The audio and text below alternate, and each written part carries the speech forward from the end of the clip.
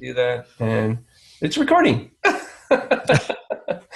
Well, hello there. My name is Jamie J, and I have Mr. Tom Schwab with me today, and he's the CEO of Interview Valet.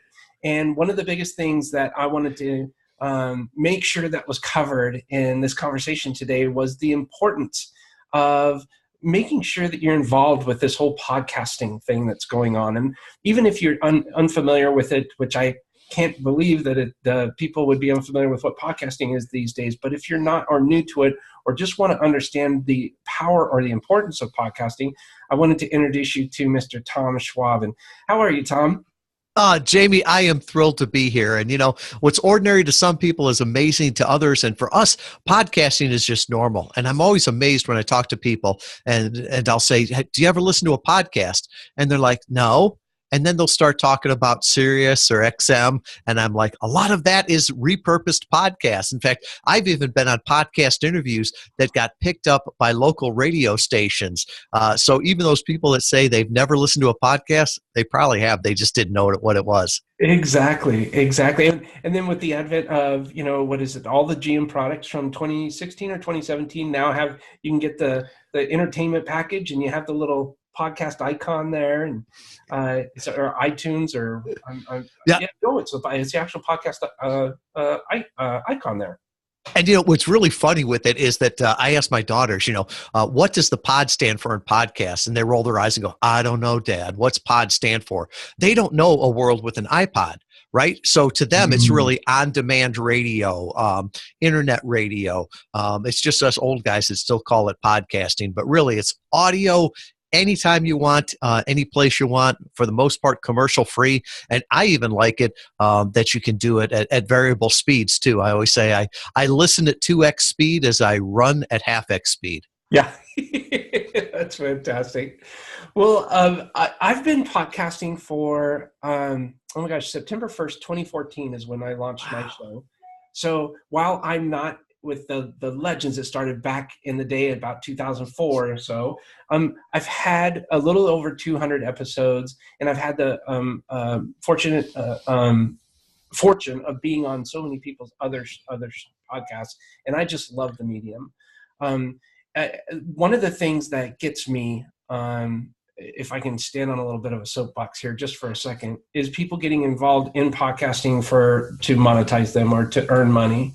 And right away, while that's a great benefit of podcasting, if you're getting into podcasting to have your own podcast for strictly monetary reasons, then I challenge them to really, really think about whether or not they want to get into podcasting. I wonder if you can elaborate on that just for a second. Ryan Holiday, who, we've read his books together in a mastermind, he put out a blog a while ago, and he said, for the love of God, don't start another podcast. And his point is that if your heart's not in it, if you're not doing it, if you don't have something to share, then just don't do a copy just because everybody else is doing it. And to me, it's a avenue to get your message out there, right? People buy from who they know, like, and trust. And one of the best quotes, and I'll butcher it up, but Rand Fishkin from Moz said, the best way to sell something today is not to sell anything, but to let people know who you are, how you can help them, what you do, and they'll come to you. And I think that's so true. So if you're just getting out there in a podcast saying, I want to sell something, I want to make some quick money on this, it is a terrible platform for that. But if you're looking to build relationships, build lifetime value, really build a business, I don't think there's any better platform to do it. I say today, it's never been easier to sell something online, right? All you got to do is be a penny cheaper than the next guy on Amazon, and you'll sell it. But it's never been harder to build a brand. And to me, podcasts are a great way to sort of cut through that noise and don't worry about the noise, just get in on the conversation. And like Rand would say, let people know who you are, what you do, how you can help them. And if you have that servant's heart and that long-term value, you will be able to, the blessings will come for that. But if you just figure out how can I make money on my first 5 podcasts, don't waste your time. I couldn't agree more. I couldn't agree more. And people will find out really quick. I think there's a stat out there where 75% of people who start a podcast don't reach episode 25. And that's known as in the industry pod fade, I guess, you know. I'm not exactly sure how where that stat came from. I can't remember, so don't quote me on that. But it's a large, significant number. So there's a lot of work that goes into it. But what about people that are really busy professionals that may not want to have their own show because of the time and effort that goes into it? What are some of the benefits that they can have uh, using the podcasting platform? Well, yeah, and I don't think you have to have your own podcast, right? So you look at how did you get on television? Well, you could either build the Oprah show, right? That's going to take a lot of time and a lot of talent and a lot of money, or you could get on Oprah. Either way, you're going to get in front of her audience. So one of the things that I've done, you've said that you've been doing this since 2014. Well, I've been being a guest since 2014. I've been on over 1,000 different podcast interviews. And I always say, I'm the lazy one. You do all the work, I get most of the benefit. And so my thought is, and what we help our clients do is to get on podcasts that their ideal customers are already listening to. So not breaking through the noise anymore, but getting in on the conversation. And it's nothing new. It's reinvented. So if you were blogging, the best way to get blog traffic was to guest blog, right? Instead of putting it up on your site and having it read by you, your mom, and one friend, we'll put it up on Huffington Post, get that know, like, and trust, that traffic. Same way on television. You could start your own show or get on the Oprah show, and the same way on podcast interviews. You could either start your own podcast or get on those established podcasts. And that's what we've really focused on. And it's proven to be so effective. Podcast interview marketing converts 25 times better than blogs. And it's just a fun way. I'm not a writer by nature. So if you tell me you've got to write a blog, that's a homework assignment to me. But if you say, hey, can you jump on and talk with Jaime J for 10 minutes or a half hour? I'm like, yeah, that's fun. And so that's content too. And so I look at it as there's multiple ways to leverage podcasting, either as a podcast guest, a podcast host, or even both of them. Right. I love the way that you talk about how that can benefit so many people. There is that factor. A lot of entrepreneurs or business owners are extremely busy. And one of the traps I found myself getting into was working in my business, not on my business. And working in my business, I'm actually doing certain things that I probably should be delegating to. But where I needed to spend more time was meeting people, pressing the flesh, going to events and talking with people. And what better way than to take 30 minutes talking to somebody on the microphone, and then you're done. You're off to the next thing. And then that host or whomever's producing that program, then goes and edits it, and they, publish it and share it out there and stuff like that. I really like the fact that somebody can come to Interview Valet, and that's all they have to show up, record, and that's it. And that's the thing, is like our best clients came to us and they would say, I want to be the guest. You take care of all the rest. They understand that as a company leader, as the brand, a coach, an author, a speaker, an emerging brand, their biggest problem is that their ideal customers don't know about them, right? So we've all got something great that we could help people with if they only knew about us. So what are you doing to get that message out there? And they looked at us and said, I understand this. We've had a lot of companies that have taken their PR budget and taken a portion of their PR budget and said, we're going to spend this on podcast interview marketing.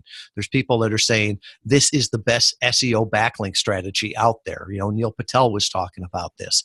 And so all of those things that they realize that if they're a CEO really stands for Chief Evangelist Officer.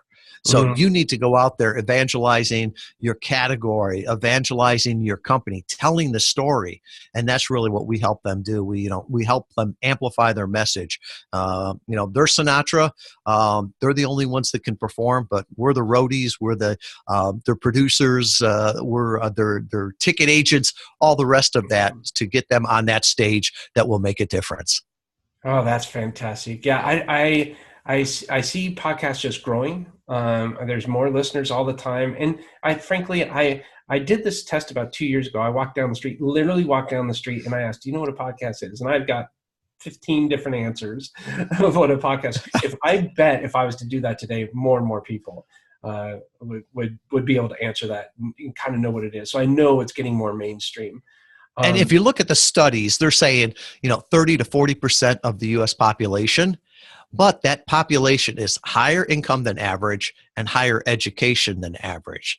So, well, if that's who your ideal client is, that's a place that you can get to them. And like I said, I think the studies say that the average person listens to 7 hours of podcast content a week. Now, if that's like me, where I'm listening to it 1.5 or 2 times speed, that's 14 hours of content. They're not listening to the radio anymore. They're not listening to talk radio, all the rest of this. They're listening to what they want when they want. And I always tell people, if you listen to podcasts, you understand the power of this medium. And the question is that as your future customers are going to listen to this, who are they going to hear? Are they going to hear you or your competition? And that's your decision, as a podcast host, as a podcast guest, or as both. But I think the days of podcasting as a fad, nobody's talking about that anymore. Yeah, I agree.